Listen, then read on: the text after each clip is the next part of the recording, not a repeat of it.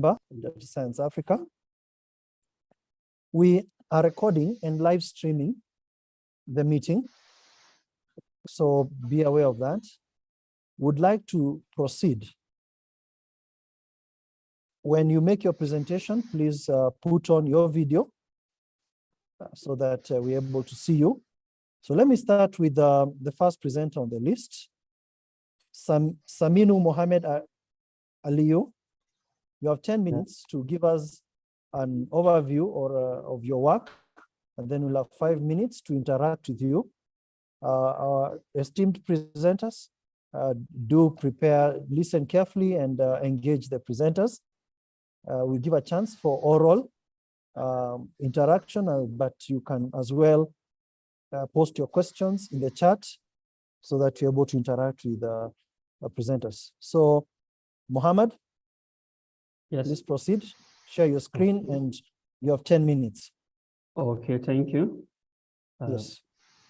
Please give me the sharing screen permission.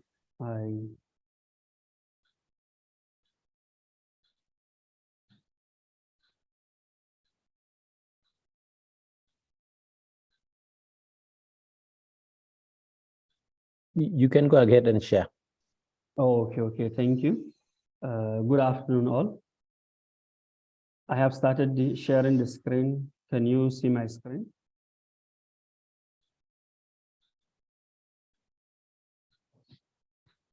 Hello? Yes, we can see your screen. Thank you.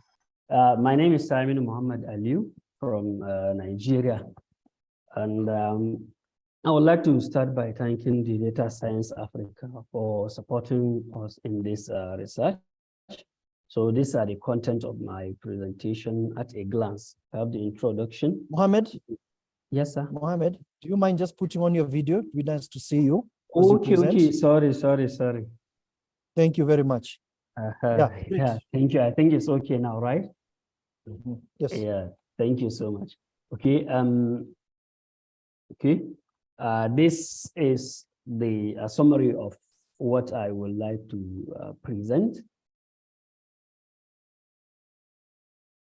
Okay. Wow, what is this?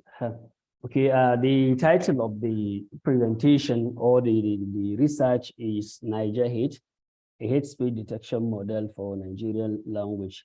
Nigeria is a multicultural country with over 300 ethnic groups and tribes, speaking more than 500 languages. Although the official language of Nigeria is English, but then we have 3 major languages or ethnic groups that dominated our social media discussion as well as our day-to-day discussions. These languages are the Hausa language, Yoruba language, and the Igbo language. Now, this is the reason why, so because these are the 3 major languages we have in the country, so we just decide to pick these 3 for a start. There is equally Fulani and so many other languages, which when we are successful in this project, we intend to look at them. So we begin our project by collecting lexicons, because for us to be able to create a data set, we need to collect tweets. And then for us to be able to collect this tweets, since our target is hate speech detection, we need to get keywords, gather keywords that are used or that are hateful. And then using this keyword, we now see how we can crawl tweets. Okay, so we started by a kind of getting 3 coordinators and each coordinator for 1 language, the Hausa language, the Yoruba language, and the Igbo language. These coordinators were the people that were saddled with the responsibility of getting this lexicon for us. Now we laid them some guidelines of how to get these lexicons, and then they follow those guidelines in getting the lexicon for us.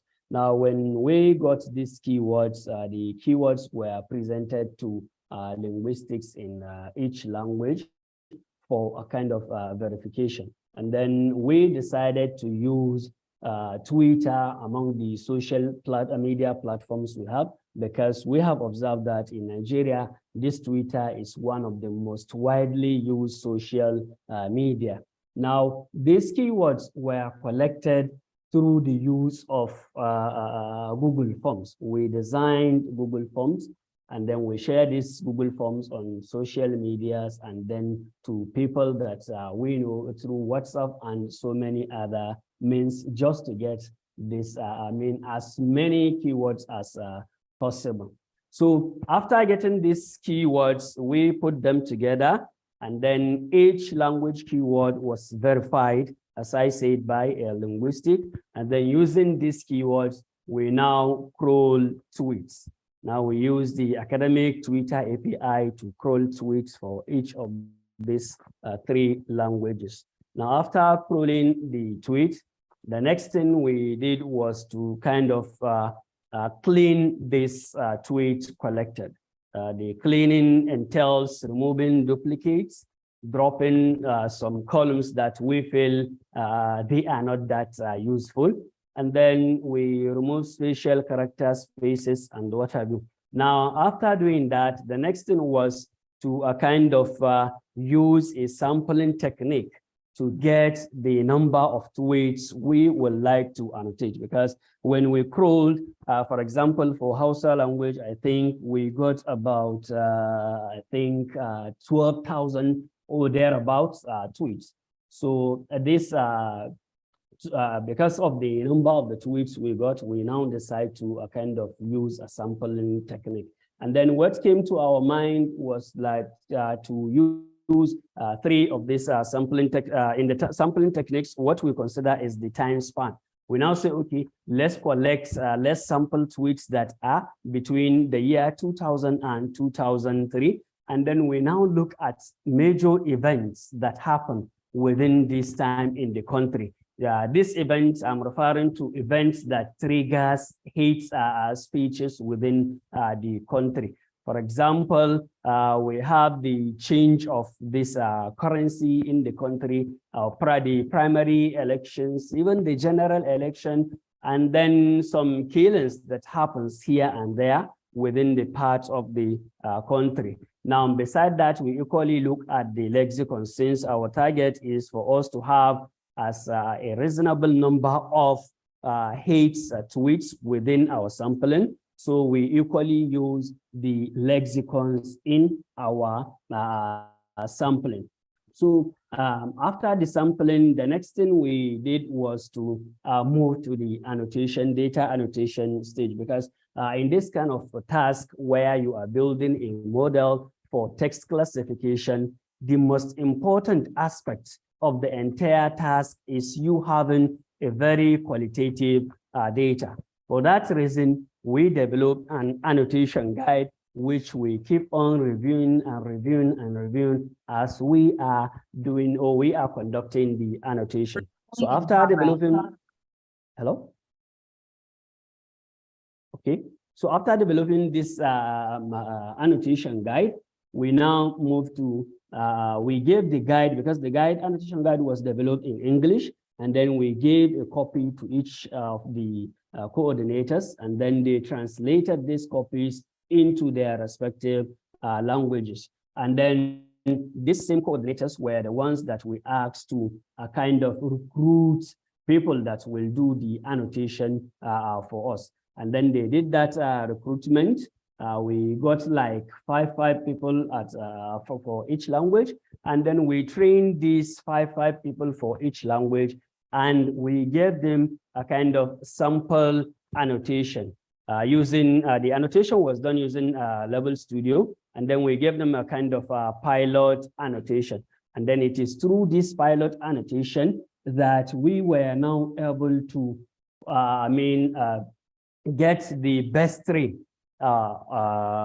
annotators that we use for the annotation. During the pilot annotation, of course, we use some ground truth levels, which that is levels that are clearly hates, to see whether these annotators will be able to level them as hate or not. Now, from the result the pilot annotation, we now selected the 3 best for each language, and then we moved ahead. So we now retrain these annotators using this same annotation guide, as you can see.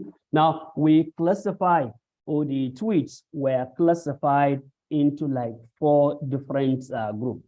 Now, when a tweet, or when an annotator reads a tweet, what the annotator is expected to do there is to level that annotation in one of these 4 classes. That is whether the tweet is indeterminate, normal, abusive, or hate.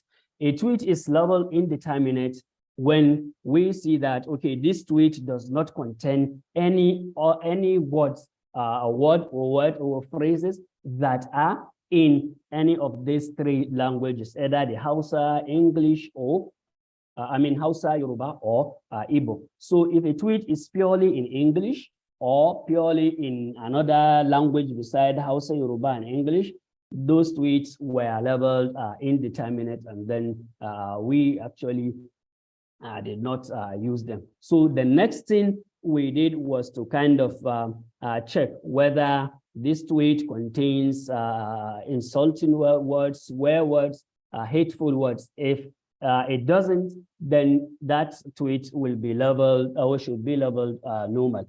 The next step is if the tweet contains, derogatory words, swear words, and then their target, or is their target to this,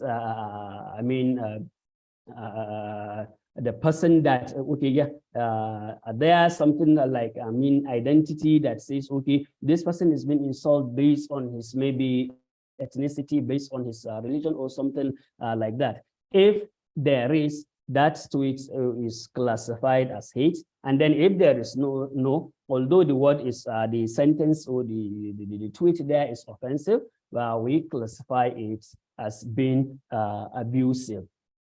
So this is the guideline that was used in doing the annotation. Now, this is just a kind of, a sample screen of the annotation that was done, where we have the count, the majority, sentiment. And then because we use 3 annotators, what we use in picking the sentiment or the level of this tweet is the majority count, where we have either 3, where we have either the 3 annotators agreeing, or 2 of these annotators agree. We pick that as the level of the tweet. But then where we have no agreement, that is where we did adjudication.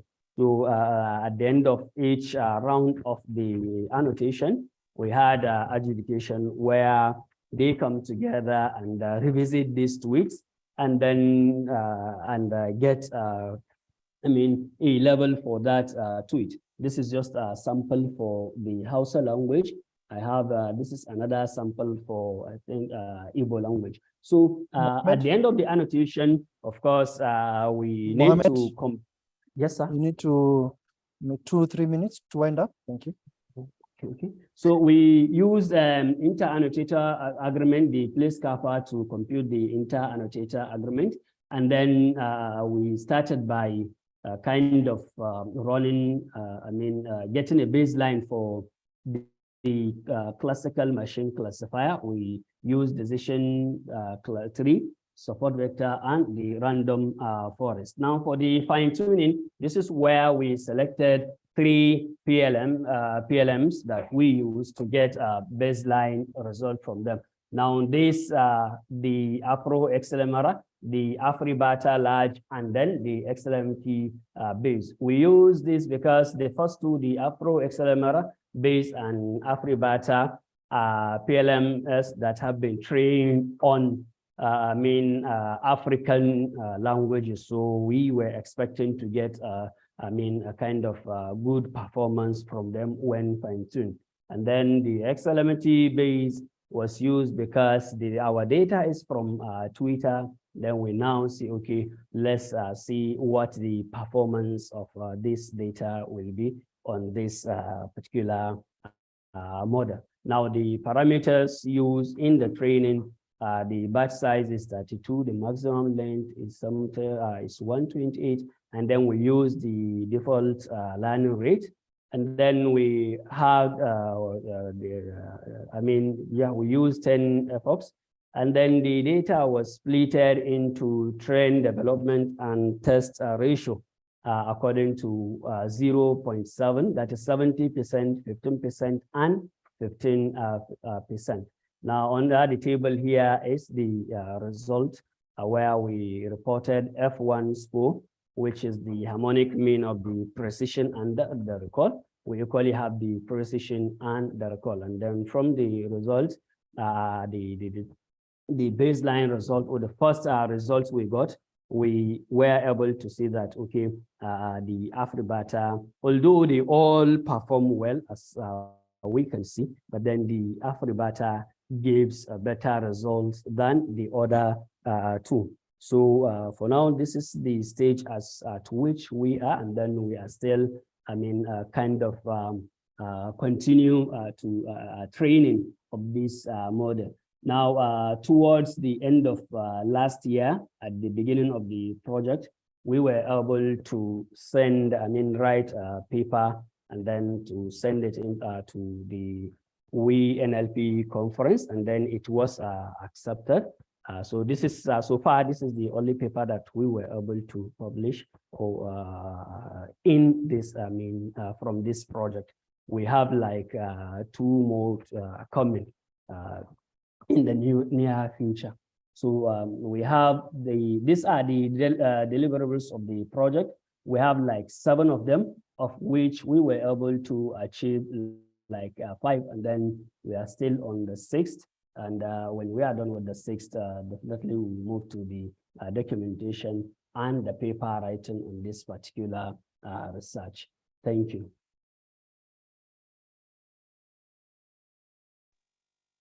Thank you so much, Mohammed.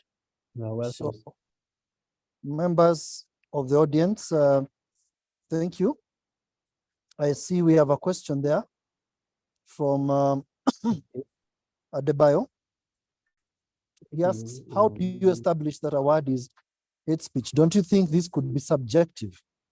I want to follow up with my question on the 3 annotators. Okay. Why 3? Yeah. Did you consider maybe crowdsourcing these perspectives? Of course, answer the 2. Mine is, how come just 3? And then Adebayo asks about the subjectivity of the annotation. Mohammed? Okay, now, okay, yes. Well, for the number of annotators, actually, we initially intended to kind of use 6 annotators or 5 like that. But then when we consider the cost of the annotation, we now see, let's just stick to this. And then for the aspect of crowdsourcing, actually, because we like kind of first ask if we can have people that can, if we can go for the crowdsourcing, but then because of some reasons which were raised actually, like we want to have a kind of total control over our data for now.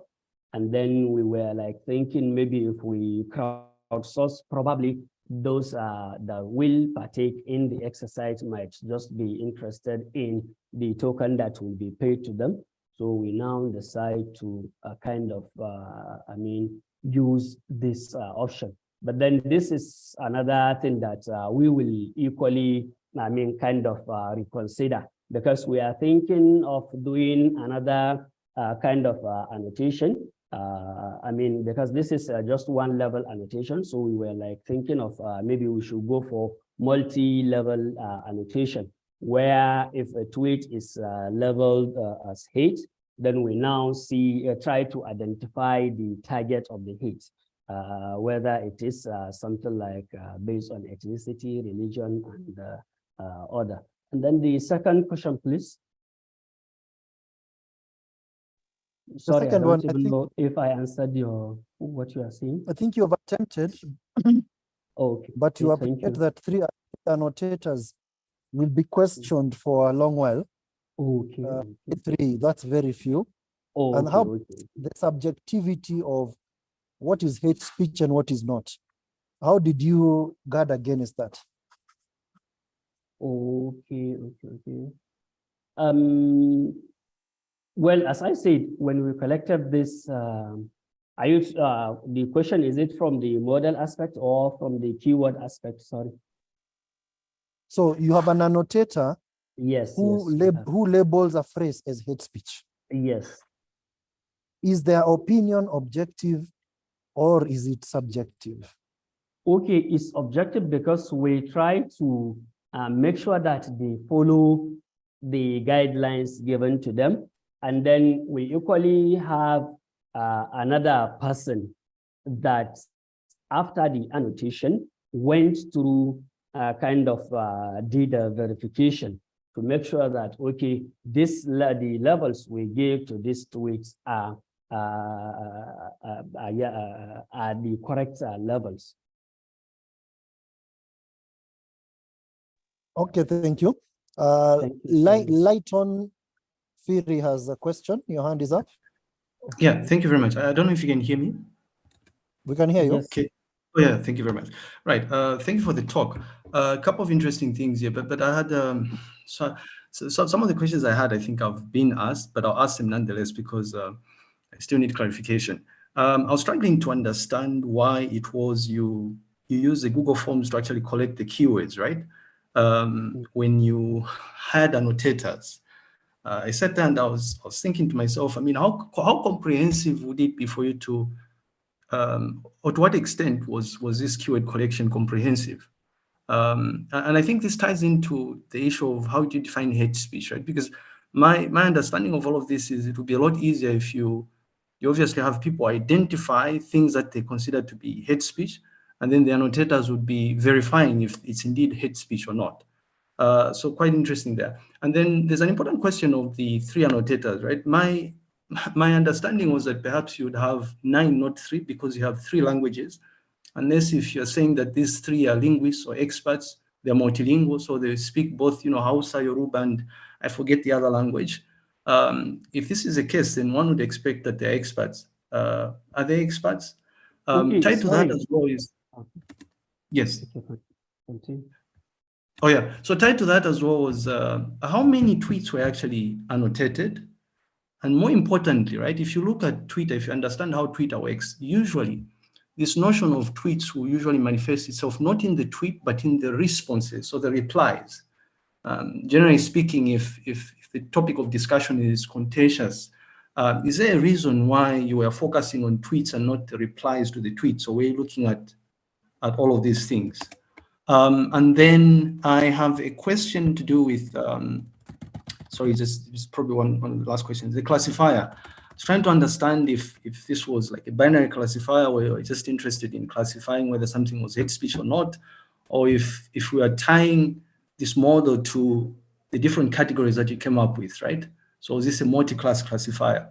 And if this is the case, I think it would be interesting, seeing as you've already published part of your work, it would be interesting to hear more about, what type of tweets the hate speech normally manifests from, right? Because usually, at least in the part of the world I come from, generally you tend to have people, yeah, so hate speech will normally be associated with things to do with politics, for instance. But that would be all, thank you. Also, by the way, I just wanted to find out if there are any plans to, how would you deploy this in a real world setting?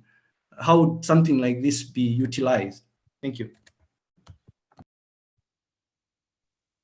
All right, Thank you. Mohammed, responses? And thank you very much, Oh, Lighton. Very Okay, thank insightful you. questions.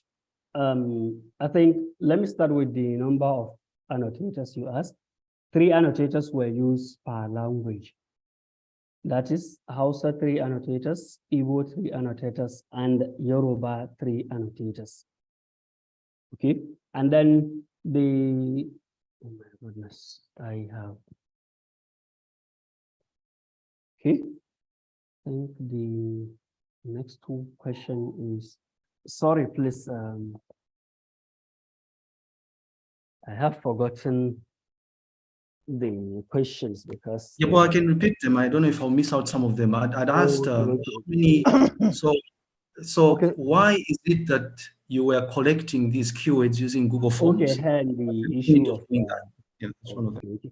Yeah, and now you see, because we wanted to begin to start the collection of tweets, we went online to see if there are, existing lexicons on Hausa. So the few ones we got were actually not that hate speech keywords. So we now decided to kind of crowdsource the keyword, get it from people. So when we created, the Google form and then shared with people, we asked them that, okay, this is what we want to do, and please we would like your input as regard to words that you think are hateful in this language. So they provided us with those words, and then we now have a kind of people that went through for each language to verify that those keywords are actually hateful. So that is how we tackle that. But then I think if there is a better way of, doing it, you are suggesting, I think it's still not late. We still can look at that possibility.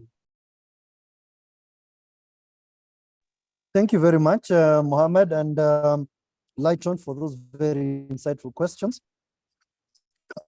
We trust that feedback to improve on your work. Yes, thank Mohammed? you so much. Thank you so much. I think the key concerns have to do with the number of annotators, Annotators, the yes. deployment. Mm. Thank you. Thank Of course, you you so can much. listen to the recording after this, just to clarify. Thank you very much. I want to welcome the next presenter who I see is with us. That will be Angela Mudama. Angela. Yes, Moses. Okay. It seems Angela is not ready. Edna Masharia, would that be Edna Masharia? Yes. Yes. Are you ready? Yes, I think I can do it. All right. So Mohammed, please stop sharing your screen and share. So Edna will be presenting to us her work entitled "A GIS Approach for the Identification and Digitization of Fish Farms in Central and Western Kenya for Sustainable Production and Management." She's from the Kenya Agricultural and Livestock Research Organization, KALO. So Edna, proceed. You have 10 minutes. Thank you, Moses. So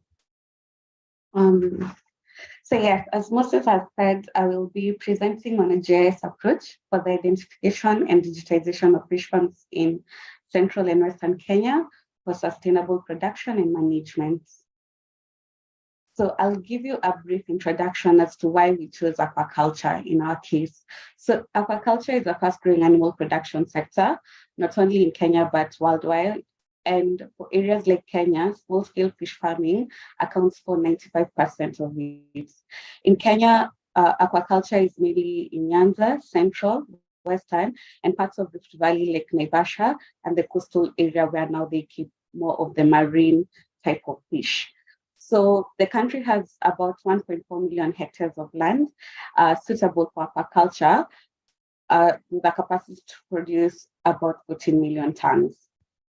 So why aquaculture? Like right now, we are moving into sustainable fish production. We get that a lot of people eat fish, but most of it is from wild catch. So that is from like lakes, oceans, rivers, and this is no longer sustainable because now we are either degrading the environment, or two, we are not producing enough from catch to actually feed our populations. So one, we were looking at why aquaculture, mostly because it's a sustainable way of feeding the population. Two, with climate change, you have a lot of greenhouse gases from livestock production. And now when you come to aquaculture, you get that it is a good alternative protein source in that it reduces the dependence on resource-intensive livestock farming, and it has a better feed conversion rate, meaning whatever you put in terms of feed is what you will directly get from it. So what are the two problems that you are trying to tackle? So when we started this work, we were looking at information about the aquaculture landscape in Kenya. We found that there was no information on where fish farms were located. You cannot even know what is the capacity of the present fish farms, and also the farming practices. How are they keeping the fish? Are there extension services? Are there things like, do they know about diseases within fish farms? Are they doing the right thing in terms of feed? So the second problem was that we realized also there is a disconnect within the whole value chain, from the farmer to now the market to other players within the same value chain. So think about it like this. You have a farmer in the middle. What are their needs? First, they need markets, they'll need feeds, they'll need extension services. They need technology that will enable them to be able to produce more within a given space. You get basic things like fingerlings, which they require to actually start up, they don't have. They don't have access to capital or entrepreneurship training to actually know how to profitably keep fish within their farms. So what was our approach? First of all, it would be very hard to go around Kenya trying to pick out fish farms. So we thought through it, and we saw that some countries have applied GIS identification to remotely identify fish farms. And then two, we wanted to form a linkage. As you go to these fish farms that is identified using GIS, is it possible to actually link the value chain? So when we were going during our field work to identify these fish farms, we were taking every account, like where do you get your fingerlings, where do you sell, how do you sell how do you sell your produce? So all these things, linking them, and we thought of making an interactive map where we would be able to pinpoint these fish farms within the same region. Yeah. So after that, how did we do it? So we decided to first use an ODK tool to help us collect the data. And in terms of now trying to identify the fish farms, we followed this specific method. So we went into partnership with a private company that does remote sensing, because that was a skill that was not within our group. So we worked with a private player to actually help us do this work.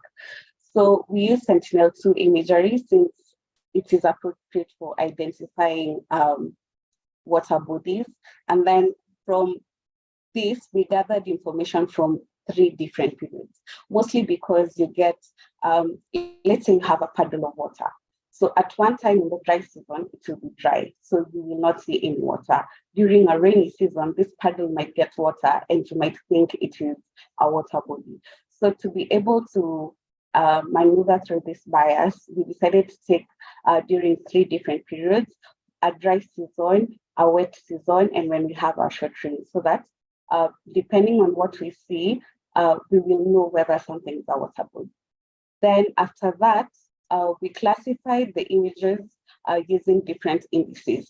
That is, there are certain indices that are used to identify water bodies. So we used 3 of them, and through that, we were able to identify the fish ponds. So after we identified, we decided to do a ground truthing to know whether the algorithm that they had used for the first ones actually worked.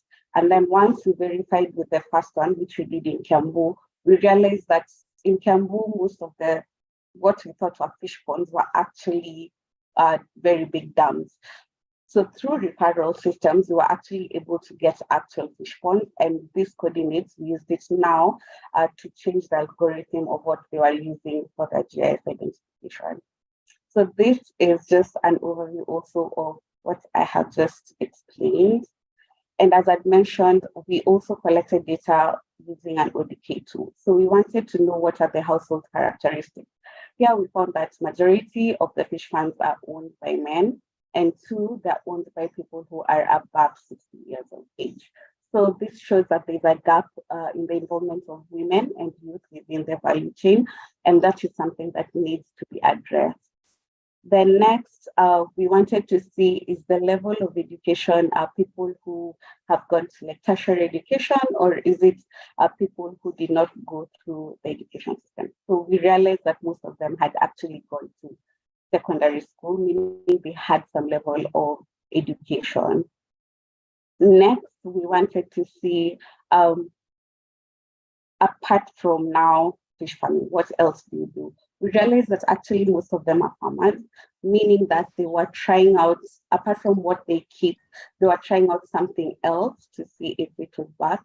And we realized most of them were actually farmers. So the next thing we did was we wanted to know, does your partner help you manage the fish farm? And we realized that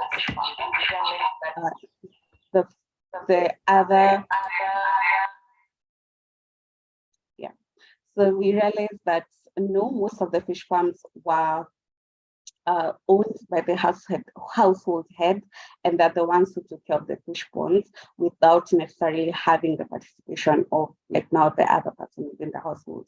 And most of them are keeping them for commercial purposes.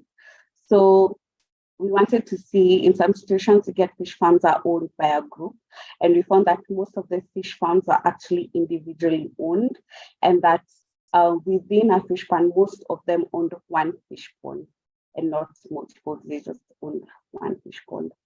So the next thing we wanted to see was the source of water. So something that we realized, places like Kiambu have no access to water, which was very hard. When we went to Kakamega, we found again they use a lot of spring water. And because of this, most of their ponds were earthen ponds and not ones that had lining. And also at the same time, we realized that in Nyeri, the same problem of access to water was a problem. Most of them still actually depended on water from, like, let's say, the municipality, so tap water. So the next thing we wanted to see is the type of fish that they keep. So depending on the region, there's a specific type of fish you're supposed to keep. And we found that in Kakamega, Kiambu, and Nyeri, they all kept tilapia.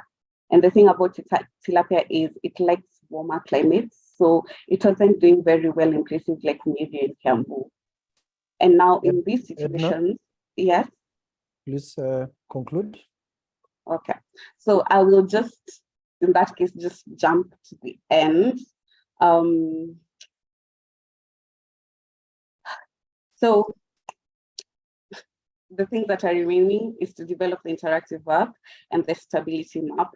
So some of the lessons learned was that areas like Kakamega require a very high computational power, and it would be interesting to see whether we can use GIS hand in hand with machine learning to be able to cover more ground. The other thing was lack of high resolution images really affected how we detected the ponds, and also it was a problem detecting ponds that were within greenhouses. So we used referrals and also just using ground truthing data continuously to be able to improve your algorithm. So the needs that we identified is that there's need for entrepreneurship and basic business of skill training, because most of them were not doing it to make a profit. There's a problem with feeds and fingerlings, meaning we need to have a more community-based approach on how this can be produced. We need to empower more farmers and put them in cooperatives so that they can have access to capital. And then again, involvement of women and youth within the value chain. And then using a database approach to selection of fish species based on where you're going to keep it. As I said, areas like Kiambu and Nyeri would not do well with tilapia, but that is what we found most of them were keeping. Thank you. All right, thank you very much, Edna, and for that insightful presentation. So I'm waiting to see questions in the chat. So if you have a question for Edna, but I can begin with one. Edna, what was the problem? Is it that the usual methods of working through extension officers to know when where the ponds are, or is not working? What was the exact problem that took you that direction? What was not working in the normal ways of identifying fish ponds? So that is one. You get that most counties actually have not focused on aquaculture as an area that they would specialize in. So even through the work, we got that extension workers are not trained on how to manage fish farms. So first, you don't have any data on fish farms. Two, you get for you to have policies in place, there's need for information, which is not publicly available. So these are the two things we wanted to see. What is an easy way of identifying fish ponds within a very huge geographical region? And at the same way, how do we provide now this information in a centralized place where anyone can access and actually know what is the status? So those are the two things we are trying to solve. So how are you able to distinguish between fish ponds, water ponds, and sewage ponds? Yes. So as I said, the first one that we did in Kiambu. And the algorithm that we used the ones that were in literature, and it identified dams mostly. So when we found dams, we started asking within now the Kiambu region, do you know someone with a fish pond like that?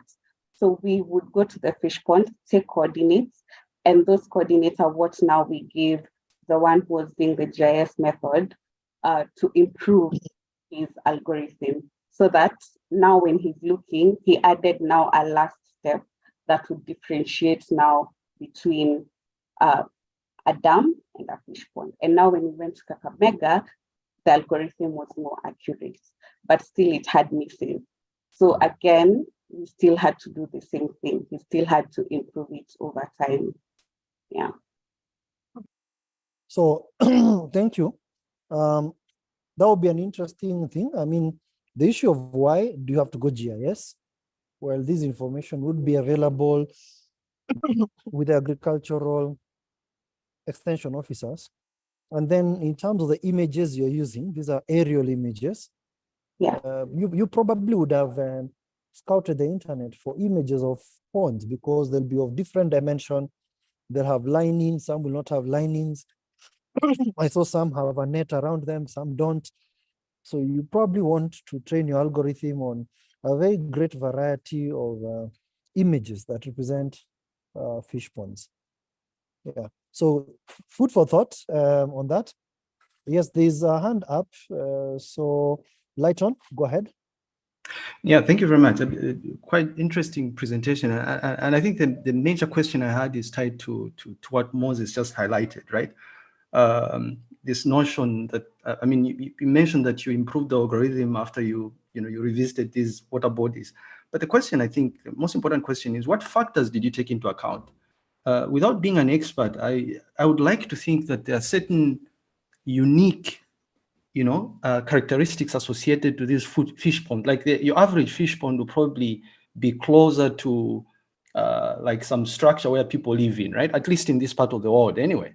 So I'm not sure if you're able to share with us like specific additional factors in addition to the water body itself, the area image of the water body. Are there any specific factors that you're taking into account to refine your algorithm? And more importantly, after it was refined, right? To what extent is this algorithm accurate? Can it be generalized in these other parts of Kenya? If it can, to what extent? Is it 80% accurate? Is it 50% accurate? Thank you. Yeah. So the other factors we put into consideration. So most ponds have a distinct square shape. Yeah. So if you have a pond with a lining, it would be a square shape. The earthen ponds are more in a circular shape. So that's one factor we considered. The second factor is that different water bodies will reflect differently. And that's why we use different water indices to determine what is a pond and what is not. So using the different indices, you can actually tell if this is a pond or if this is now a dam, like that. So the next question was on the accuracy. So the first time when we did it, it was not accurate at all. We even got a swimming pool while we were doing it. So the second time when we did to Kakamega, we found that 40% of actually the ponds that had been identified by GIS were actually there and they were actually accurate. So when we went to Nyeri, we encountered the same problem, that most of the fish ponds are within greenhouses. So we were only able to identify very few of them based on the algorithm. So that's why I put also the disclaimer in areas like Kiambu and Nyeri, where most people are putting their fish ponds under greenhouses. It was harder to identify because using the images, you can not tell within this greenhouse whether it is a fish pond or it's just a greenhouse for food production.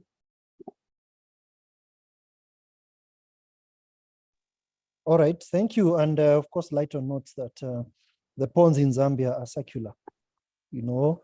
So there's a question from Henry Musana, who asks, can an algorithm for fishing in rivers or lakes be developed other than dams and ponds?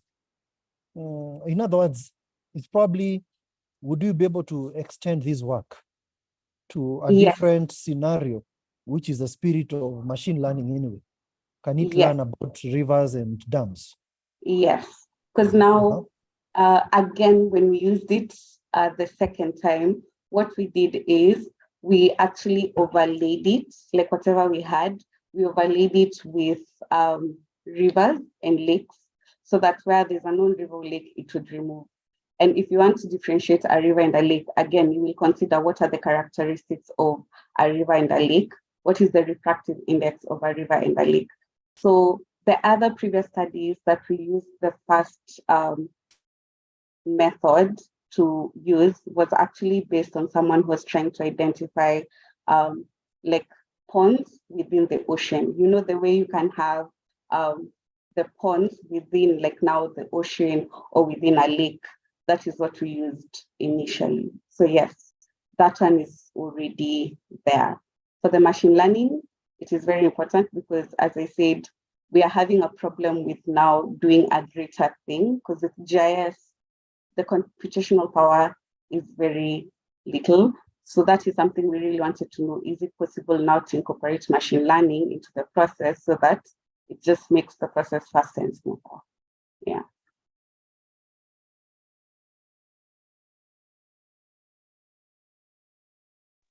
Okay, thank you. I think the idea is that you need to consider how the work can be extended to a different scenario.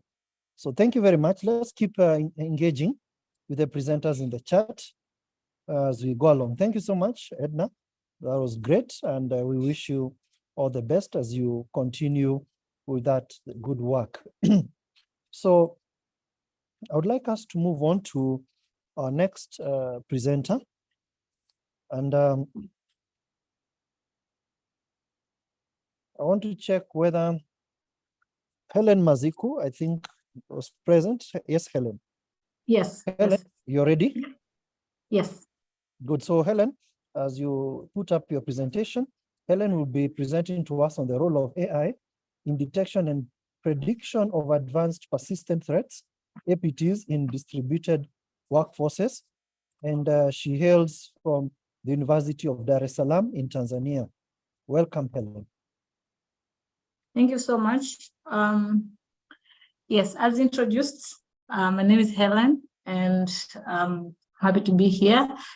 And this research or project was looking into how AI can help to predict advanced persistent threats or like groups of adversaries that they always target organizations and have a clear motive when they're doing that. But mainly that's because of the distributed workforces that's coming up now. So I've worked with two students in this. One is a master's student, but actually still working on this, and he is doing a master's in computer science. This is he's just passed the proposal now, and he's starting to do his research. And he also is a security engineer at the Tanzania Airways. But then also I'm working with, there's a reason why I'm also working with an undergraduate student who is doing computer engineering at the University of Dar es Salaam. So yes, so the motivation. So due to the breakout of COVID-19, there's been a rise since 2020. There's been a rise of cybercrime. I mean, cybersecurity breaches and all this, and also the rise of this, what we call APT groups.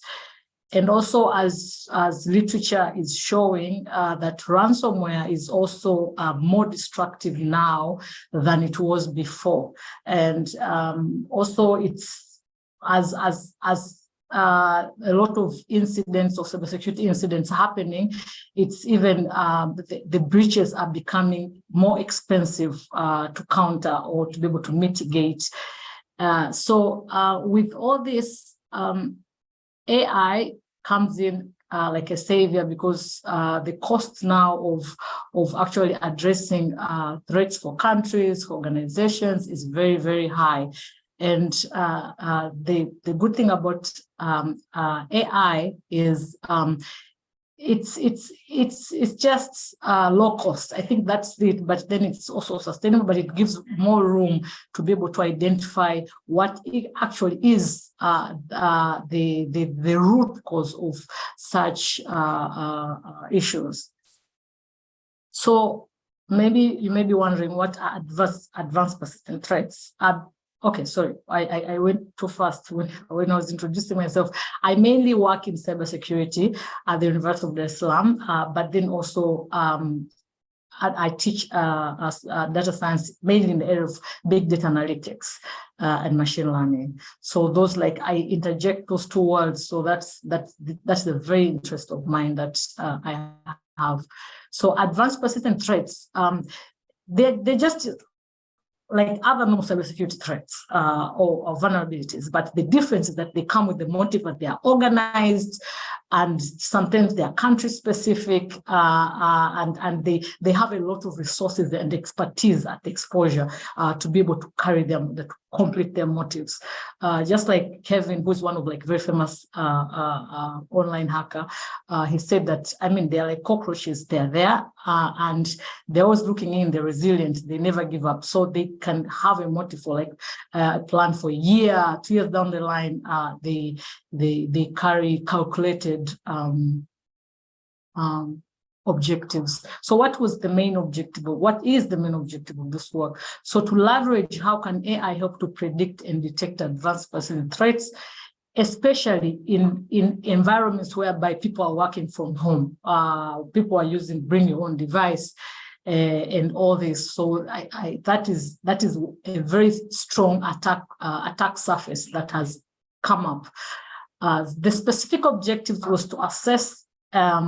This is a kind of advanced persistent threats are there, but in the research domain, they're kind of new. And so it was there to assess and establish the security vulnerabilities present first in just distributed workforce environments, and then be able to kind of like score them and rank them in severity order.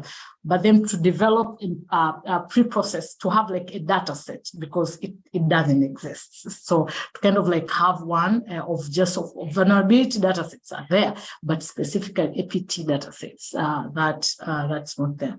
Then to design a model, and the main idea was to design a model on reinforcement learning, but we'll see down the line. So the activities of this project was planning and preparation, the stakeholders to kind of like engage and talk to, so that we can be able to kind of like share that for them to share data, but then also to get these vulnerabilities, to assess them, and then to appraise them, kind of like so that it can help us know what are the factors that are predominant and can be used to kind of like give us more accurate models. And then the data collection, the preparation, then the prediction itself, and then eventually the visualization for consuming. So the first activity, the data collection, we'll talk about it later, but can talk about the vulnerability appraising. So in the vulnerability appraising, that was based on just looking into different APT groups in like different countries.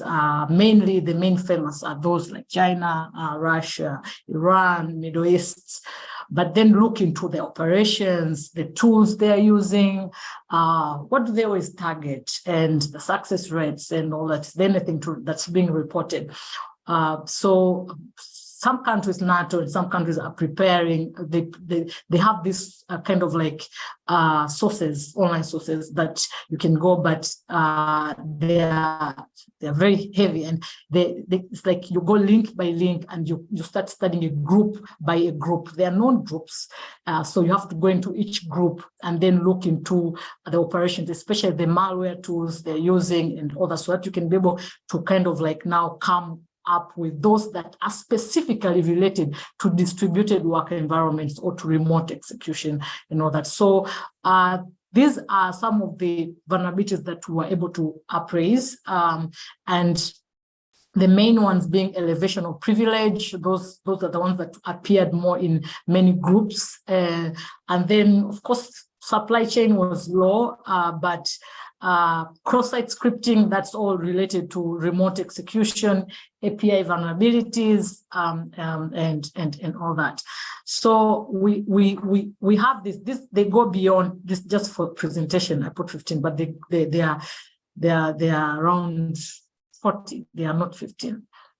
So now, after identifying from the desk research now the kind of vulnerabilities that are really related to networks, related to remote execution, related to distributed workforce, the second activity was how can we score and rank these vulnerabilities, and the main approach that we used was the most common or the most famous, which is the Common Vulnerability Scoring System, version 3, that actually helps us to measure the severity of vulnerability based on metrics, 3 groups of metrics, which is the base metric, and then we have environmental metric, and another third one. We have 3.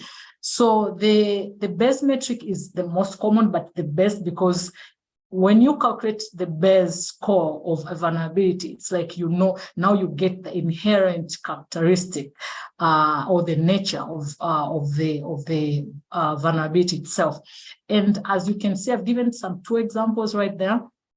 In the National Vulnerability Database, there are so many vulnerabilities that have been identified, they've been scored of different natures. So these vulnerabilities, the scoring, how we score these vulnerabilities is using, as you can see, the example 1 right here, for the example 1. So it kind of like, it's a vector string, as you can see, and every term has a meaning, and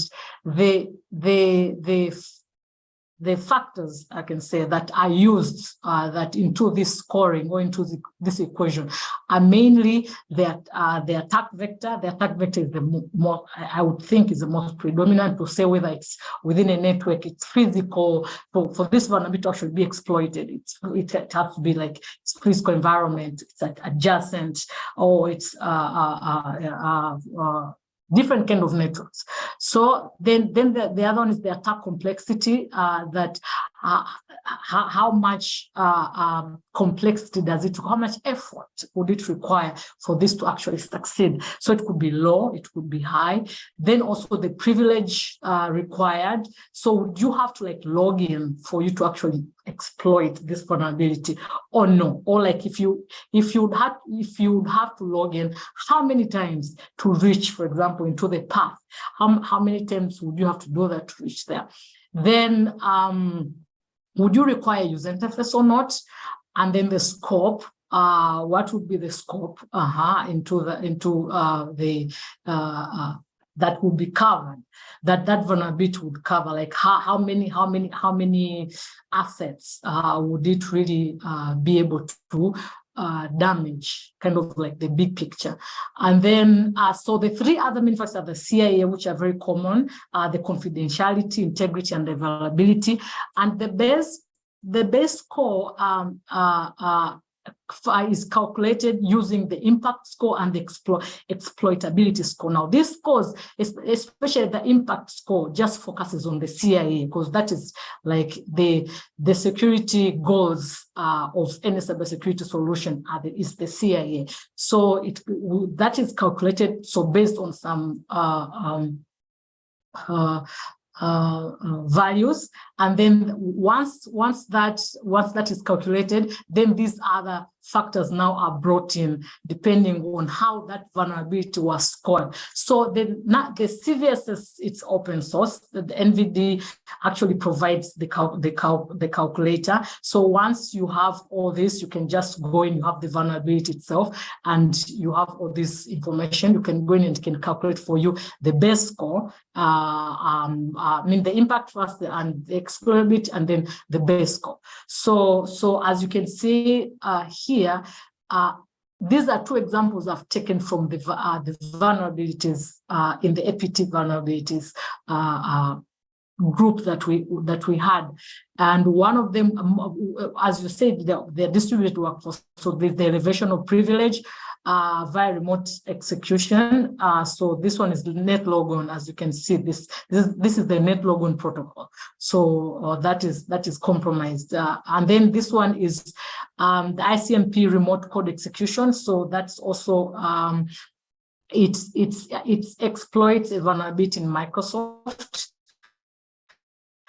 And this was just discovered in 2023, as you can see. And they all fall in this during this time of the COVID, after the COVID-19 and all this. So we did that and appraised and ranked, and we discovered that in all those, because now we have, like, in the attack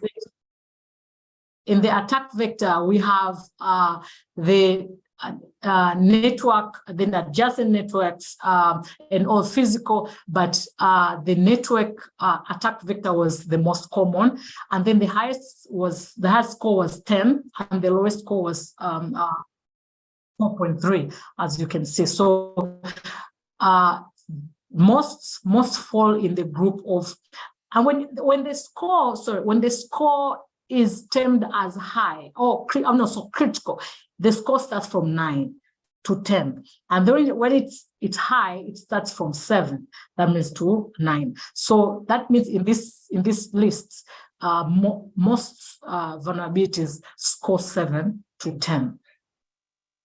Yes.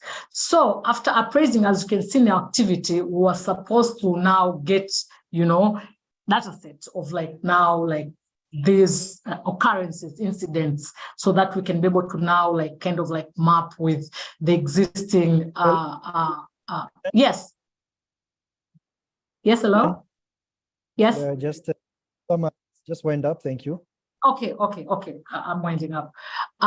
So I mean, I'll just skim through. So we have three. We went to three prominent stakeholders. The one that manages the cybersecurity incidents in Tanzania, and then the one that actually oversees the electronic payment gateway in Tanzania. They were very supportive, but since May, they've been saying they'll give us data. Up to now, we do not have data, but we're still back and forth. Remove this. This is not possible. This can happen. It's all doing that. But then also we didn't get good responses from these two, and we've added another one, the Tanzania Revenue Authority. That's another one that we've added now into the talks with that. So I'm not going to talk so much about this, but this is the data that and the kind of the picture of the data that we requested, and we're looking forward to using this as features into our model. And they're all just they don't match the typical vulnerability data as you find online in terms of user behavior. We are looking into system configurations, network traffic, and all that.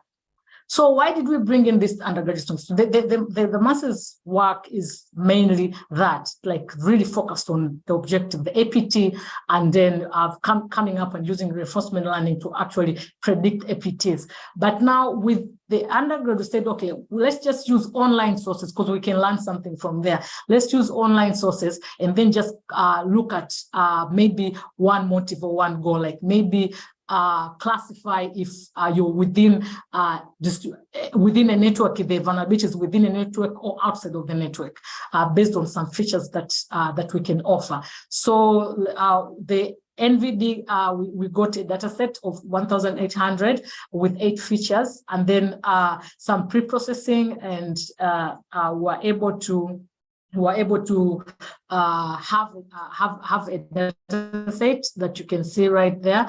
And then there was a strong association we could see with now that the vulnerability category, whether you're within or outside, versus the IP and the CVSS score. And then, as you can see, so we tried 3 algorithms, but the one that performed better than the other 2 was the multinomial naive Bayes that gave an accuracy of 93.3 with the metrics, as you can see below.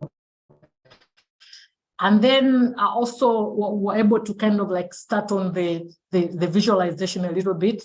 So as you can see, that's an ongoing work. Just to, can you give me, because this had many features, but like the predominant features, like can you give me a vulnerability ID? Actually, that's a feature, vulnerability ID and the IP address, and then and the CVSS score that's not supposed to put a CVSS score. Then you give me whether it's within a network or not within a network. Lessons, there've been many lessons learned, very much delayed response from the stakeholders. We've noticed that the government actually is more open than private sector, but even the government itself has its bureaucracies. So we've been patient. Sometimes we've readjusted our expectations to match to their requirements. But then also there's no publicly available data on APT attacks data set. So we went for online data to just kind of like keep learning on that perspective. So, and then there's also a lack of awareness on the APTs. So when we're engaging these stakeholders, we kind of like had sessions and all that. Yeah, thank you so much. Thank you very much for that very good presentation. I just want to indulge you in a bit of futuristic thinking. You know, you have noted very well the challenge in getting this data. So hoping that you succeed after a long struggle, how then would the future be like? Because your machine learning model has to learn constantly. Uh-oh, I can't hear you. Sorry, I couldn't hear you. You kind of went lost there. All right, so can you hear me now? Yeah, I can hear you. So I'm saying, given the struggle you have in getting this data, how would the future look like when you need to constantly train and update your model for it to be relevant on an ongoing basis? What thoughts do you have on convincing these organizations to grant you that data in the long term, you know, like to keep giving you the data, maybe even give you an API endpoint where you can just pull it? Because it does seem you have a good work, but if the struggle is in getting the data, you can tell it will be fine, but how do you keep it going? Do you have any thoughts in that direction? Yeah, the first organization went to the Ministry of Finance. They were very excited about this, especially like the actual people who work into like cybersecurity networking and all that. And they asked the question at the end, so will you come back with the results and tell us like what? And so I sensed that maybe it would also help them if I give them some kind of like a tool that they can use, because I just believe that if organizations also benefit from something, then they can be more open. And right now they're just looking at it like basic research, but if it's beyond that and they can kind of like also, it can assist them, I feel like they can be more open. That's what I'm thinking. So my thought is you probably want to consider how you can give them a custom instance. Everybody with their own instance, and they load their own data there for their own good, you know, then that would help them be serious about training their own model. Just a thought, because one of the main challenges we currently have around machine learning models and their deployment is how to get that data consistently. That becomes, I think, one of the main challenges during deployment. How that data pipeline, how do you keep it going? That's what machine learning feeds on. Anyway, anyone else with a question for Helen regarding this very important work? You may raise your hand, you may type it in the chat. So Helen, the next steps, you keep looking for the data? Yeah. Yes. So yes, for example, me and the master student are now already looking into just reinforcement learning with like the other perspectives, because now we already finished the scoring. But as of, I think, yesterday, yeah, so the director of the government electronic payment gateway actually told me that within the end of I think this week, which is Friday, we'll get the data. So that's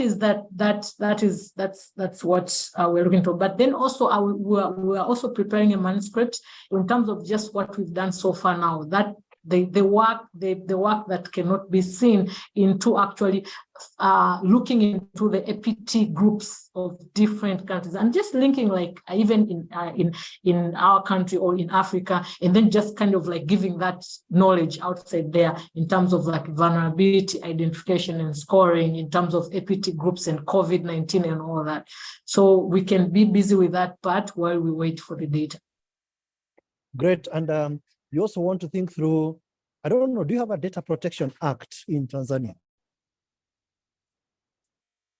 Do you have Data Protection Yes, we Act have, but or it law? is very protected because it's even a secret. Yes, we do. We have a Cybercrime Act, but that is also doing on personal data identification. So who is working on that? So he was looking into Data Protection Act, but he couldn't see it like it's not public knowledge. But he had, yes. So you have a secret Data Protection Act. I think because I don't know whether because they are finalizing it, because it was supposed to, I think it was for this year, but it has been existing because the student actually went to study in Ukraine, and he said before he went he was also part of the initiative, but it exists, but I have never seen it. I would like to if I say I've seen it, but I have seen the Cybercrime Act, but the Data Protection I don't know, like Policy Act, I haven't seen that. Why I'm asking that is because your work would be impacted by that kind of law. You're asking for data, which would be, even if it's not personal in nature, it is data that should be held in confidence at some point. So you need to probably consider checking that law and seeing how it impacts your work and the application going forward. But thank you very much. Those are just suggestions on the way forward. Good, great. Thank you very much, Helen. We look forward to hearing. Thank you so much. Thank you. Okay. So, Angela Mutama is here with us. Angela, confirm you can hear us. Yes, I can hear you. Okay, Angela, as you share, Angela Mutama is from the Kenya Forestry Research Institute in Kenya, obviously, and she'll be presenting her work on Cypress. Is it Cypress or Cypress decline? Cypress, yeah. Cypress decline in the Rift Valley ecoregion in Kenya. So Angela, take about 10 minutes to take us through your work. And please share your video. We'd like to see you. Thank you, Moses. But with the network challenges where I am, I will request to put on my video after I'm done with the presentation, please. All right, proceed. Okay. Thank you. Good afternoon, everyone. Welcome to my presentation. As shared by Moses, my name is Angela Mutama. I work with the Kenya Forestry Research Institute in Kenya, based in Muguga, which is just off the capital. And this work was funded by the Data Science Africa project and the Junior Researchers Award. So the outline of my presentation, I'll have an introduction. I'll share the research questions, the methodology that was used for this work, some preliminary results, some discussion, and the next steps or way forward from where we are right now. So as an introduction, forestry in Kenya. We used to have natural forests of course, naturally endowed through creation. But during the colonial times, with a lot of massive construction and development of infrastructure, there was need to establish sustainable sources of fuel wood and timber for railway construction, for house constructions, and for all the work that was going on in the country to connect different areas. So a scientist was brought in from from London to establish some commercial forestry species plantations that would be used to provide timber and fuel for running the railways and even for just household use, just to be able to not completely diminish the natural forests that were in Kenya from the beginning. So some of the exotic tree species that were introduced, we have cypress, we have pines, and we had a lot of eucalyptus. Eucalyptus good for fuel wood, cypress and pines for the timber demand. So, so that was in the early 1900s when all these exotic tree species are being introduced into the country, and they did well for a few decades. But then in the 1970s, there was a disease infection that affected cypress. And the particular cypress species that had been established was Cupressus macrocarpa, but it was attacked by a disease that is commonly known as cypress canker, but then it was being caused by a complicated scientific name, Monochytia unicornis, which is just a fungi that was causing the tree to die. So when the foresters in the country noticed that this species was susceptible to that canker, they replaced the species with Cupressus lusitanica, which is what we mostly have now in the existing plantations in the country, on farmlands and even in the gazetted forest areas. Then in the 1980s, another species was yet attacked by a disease, and this time it was a pine.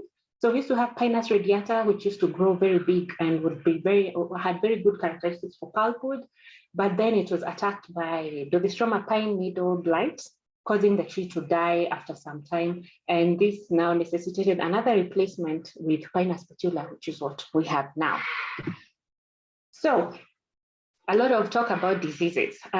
Just to introduce, forest pathology is a branch of plant pathology that deals with the diseases that attack trees, their causes, their biology, the kind of damage that they cause, and their management and control. So it is a branch of science that just looks at that in its entirety, diseases of trees.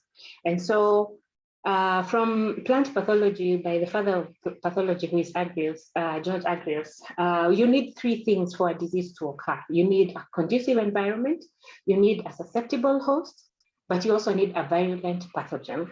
So that is usually referred to as the disease triangle. And so for you to have a disease occurring on any tree or in a forest, you need that conducive environment, the susceptible host, and the virulent pathogen.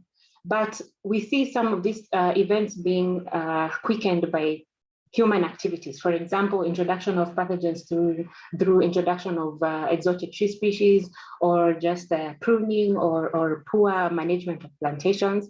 And why are we really focusing on these diseases? They will cause death of parts of a tree or the entire tree. They can cause a tree to look unsightly. And most of the time when a tree is attacked by a disease, it will not lead to the products that were envisioned when the plantation was being established. So the research questions that we had for this project were, what conditions were favoring disease infections in Cupressus lusitanica? And the reason that question is framed like that is that as you drive down through the Rift Valley region, you will notice that the cypress trees are not looking so healthy. There's a browning of the needles from the lower branches, and some of them are falling and some of them are rotten, but you wouldn't be able to tell if you're not a pathologist. So in my travels through the Rift Valley region, I noticed that most of the plantations were not doing so well. And that is why I came up with this concept. And so I wanted to know what conditions were favoring the disease infection. Then number two, did we have any existing data that would really inform the patterns of disease outbreaks on this particular species? Remember, it was established after Cupressus macrocarpa because it was perceived to be resistant to the canker that had finished off the macrocarpa. And then to be able to see and explore if machine learning could help people in my field to be able to undertake quick decision making and manage tree diseases. So the methodology that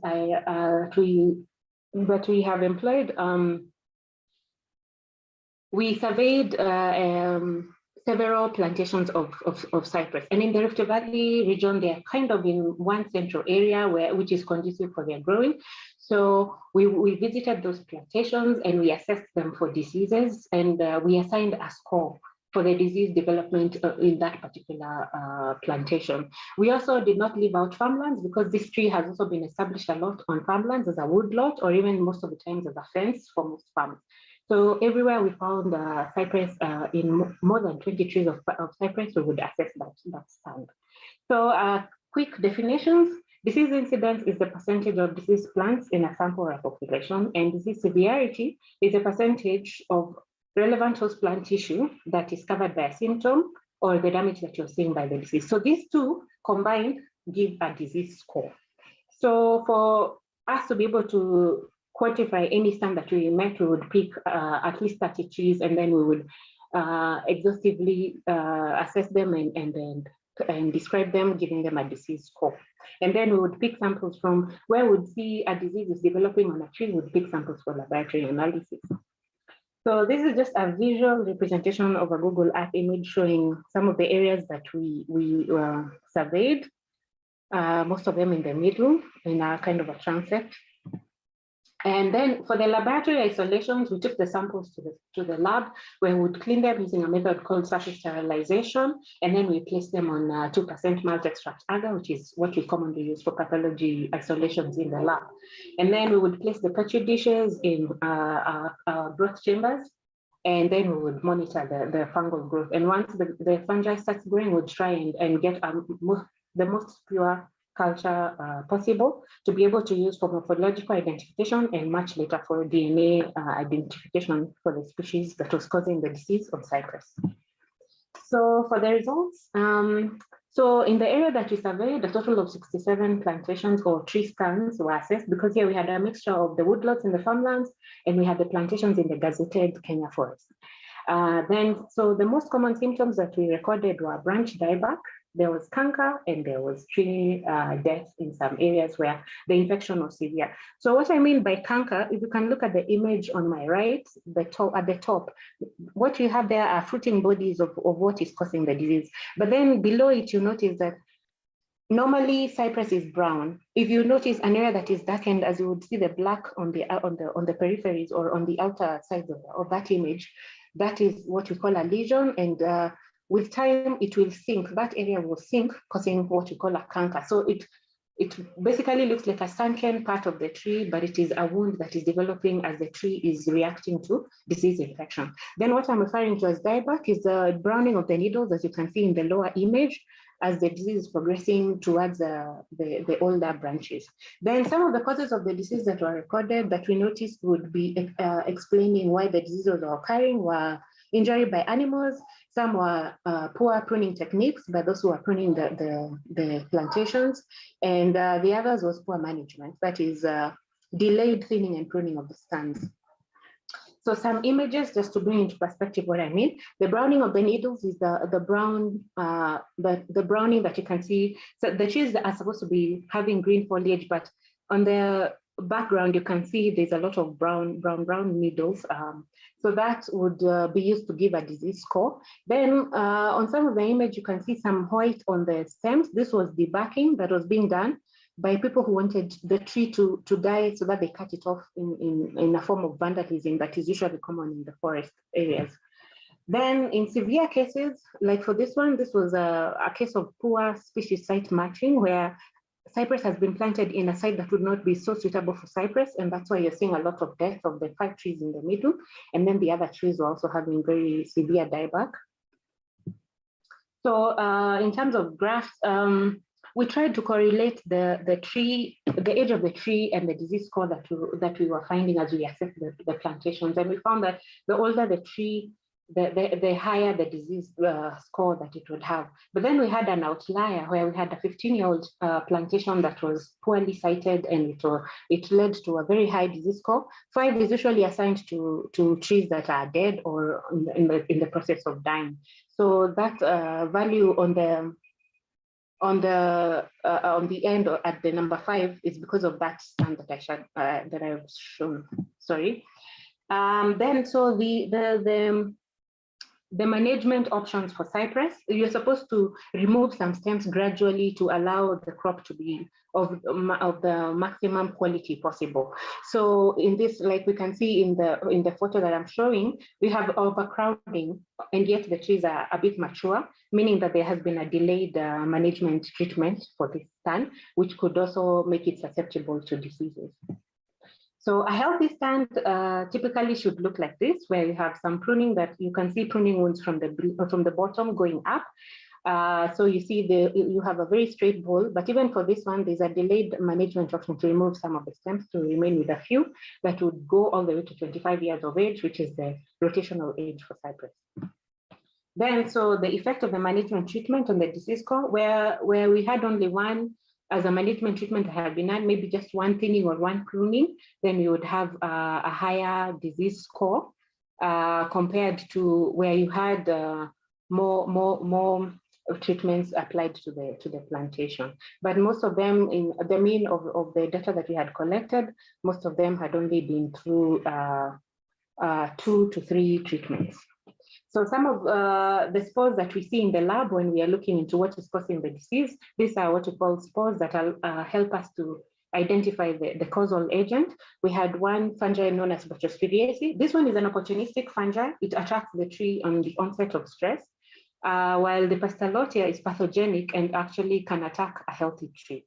So on the end is mycelia in a petri dish that is showing the Botrytis, how they look like on the petri dish and how they look like under a microscope. Then what you have at the top is what used to cause the death of the cupressus in the 1970s.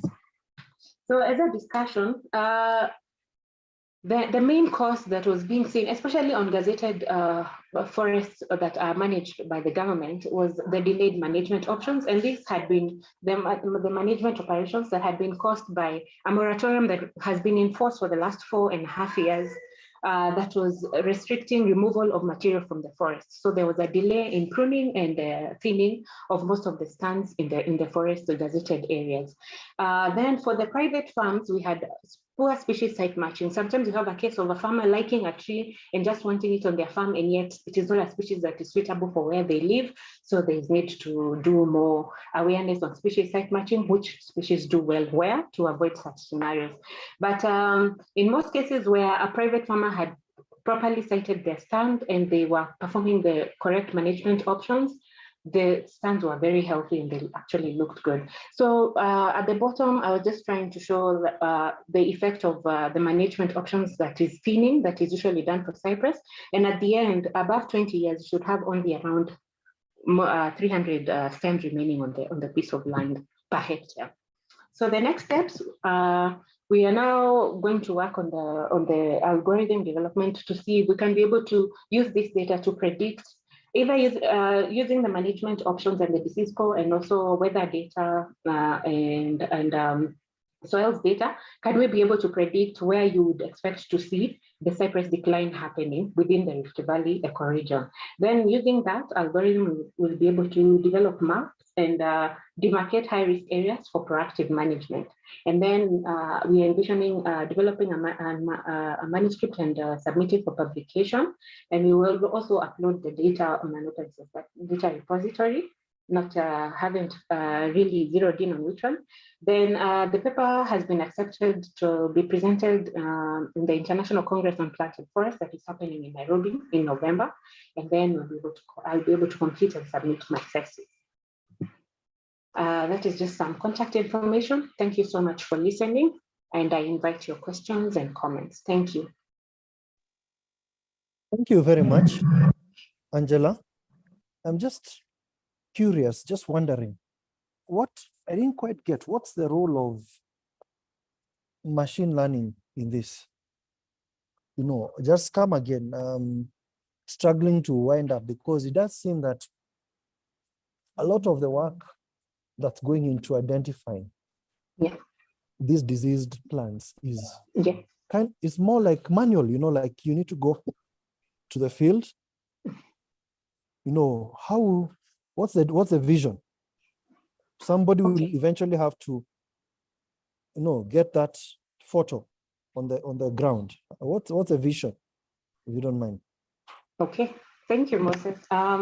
So a challenge that we have been having with the resource constraints in the government departments is that when farmers are having challenges with diseases, first of all, they don't know what a disease looks like. For most of them, they would look at that browning foliage and think this is just a normal tree growing and this is how it's supposed to look as it ages, but it's actually a disease infection.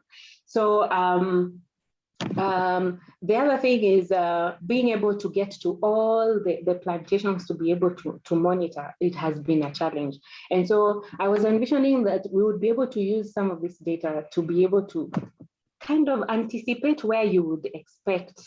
And then we can send foresters. Now we collaborate with KFS to send foresters for ground truthing, so that by the time I am going there as a pathologist, I am actually sure there's a plantation that is dying, as opposed to just blind scouting in terms of a survey, just because there are not enough resources to allow me to do the complete survey in person.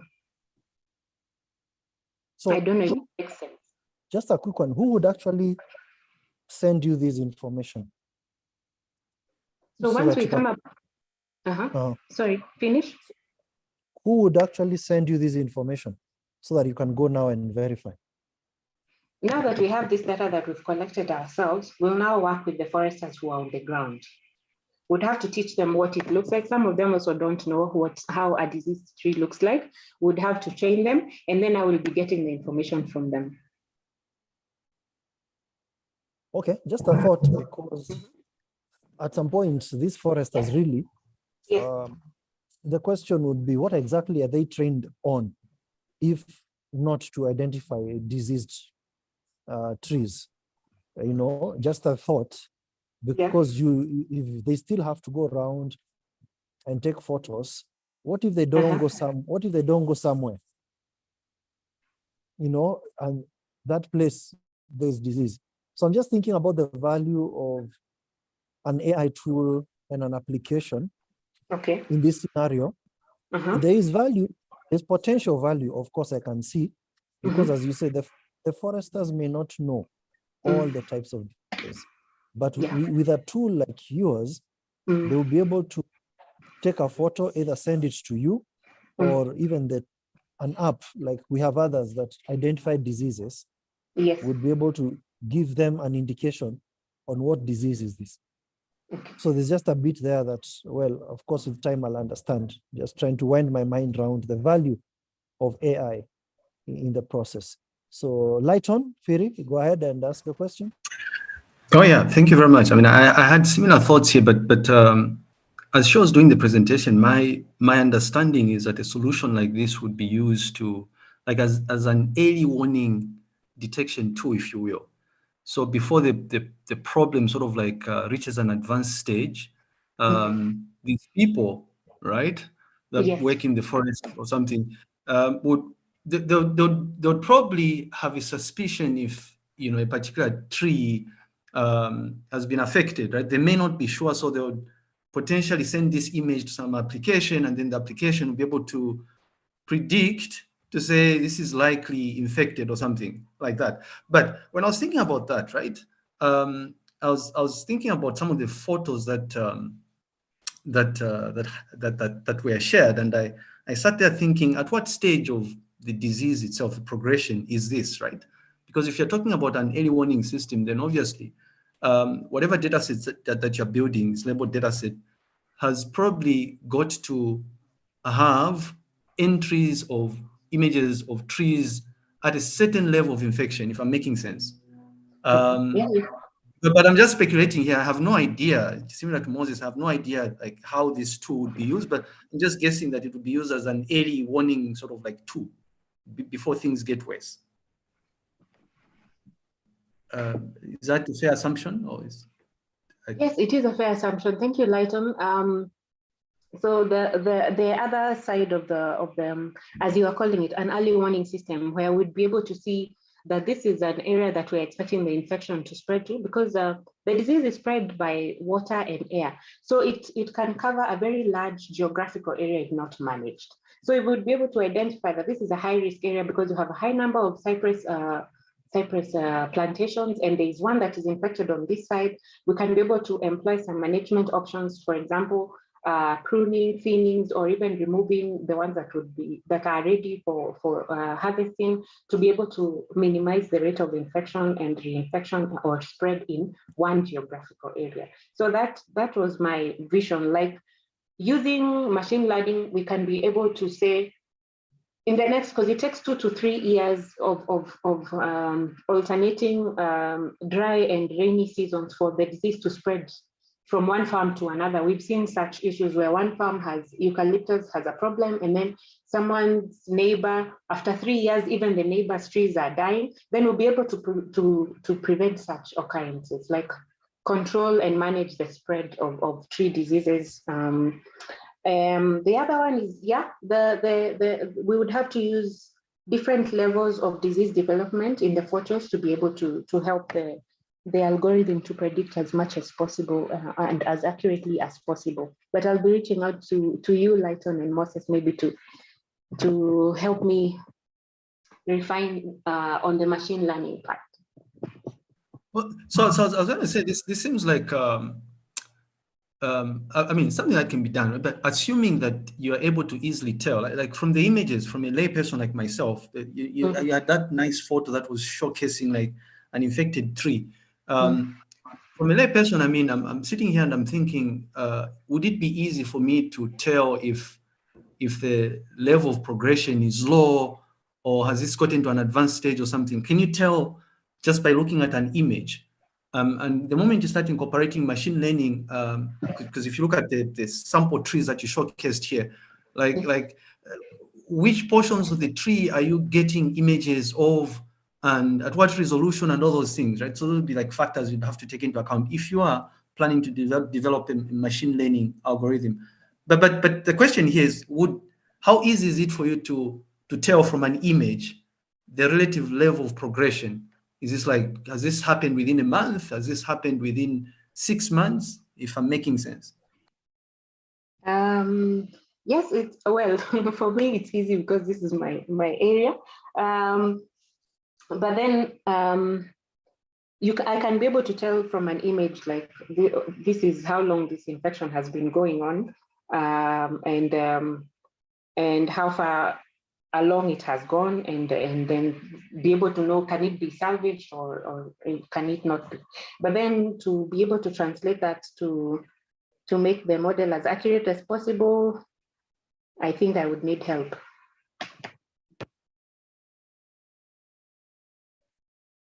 All right, any further interactions for this particular presentation? I mean, it's been quite insightful, Angela. Thank you.